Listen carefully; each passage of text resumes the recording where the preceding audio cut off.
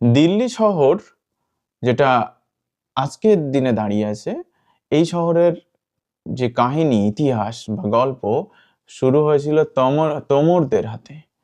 তোমর একটা রাজবংশ, যারা দিল্লি শহরের পত্তন করেছিল বলা হয়।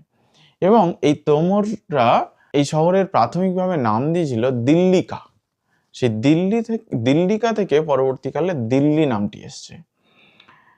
দিল্লিকা এই যে শহর, এর সূত্রপাত একটি ফোর্টের মাধ্যমে। সেই ফোর্টের নাম লালকোট।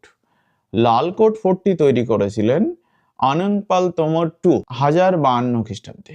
আর আনংপাল তোমর 3 এর নাতি ছিলেন পৃথ্বীরাজ চৌহান। যে পৃথ্বীরাজ চৌহান পরবর্তীকালে দিল্লিরও সম্রাট হন।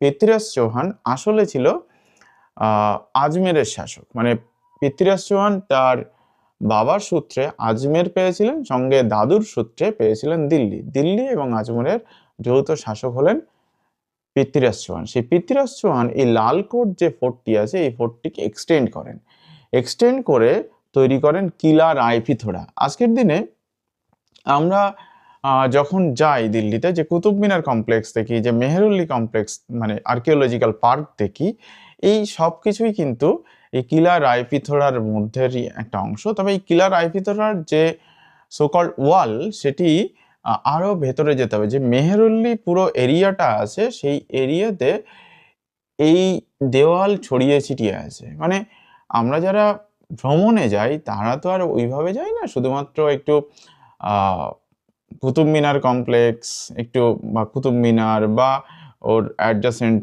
যে মস্ক আছে, অর্থাৎ কোয়াতাল উল ইসলাম মস্ক আছে, সেই মস্ক এবং আয়রন পিলার এগুলো দেখে আসি, ইলতুৎমিশের সমাধি দেখি। কিন্তু এর সাথে মেহেরুল্লি আর্কিওলজিক্যাল পার্ক বা একটা বড় অংশ আছে কোথায় ছড়িয়ে ছিটিয়ে জঙ্গলের মধ্যে। এই পুরো জায়গাটা ছিল সেই কিলা রায়পিথোরা। এটাই হচ্ছে সবচেয়ে বড় কিলা ছিল সেই সময়। কিলা রায়পিথোরা আসলে একটা ওয়ার্ল্ড সিটি বলা যেতে পারে। মানে আজকের দিনের কনটেক্সটে সিটি মানে বিশাল বড় একটা, এমন নয়। সেই সময় এইভাবেই একটা ফোর্টেড সিটি তৈরি হতো। পরবর্তীকালে মোহাম্মদ ঘুরি পৃথ্বীরাজ চৌহানকে তরাইনের দ্বিতীয় যুদ্ধে পর্যুদস্ত করেন এবং এই যে কিলা রায়পিথোরার অনেকটা অংশ সেই সময় ধ্বংসস্তূপে পরিণত করেন। যাই হোক না কেন, কিন্তু তার অনেক কিছুই আজও টিকে আছে এবং আশা করি আরও দীর্ঘকাল থাকবে।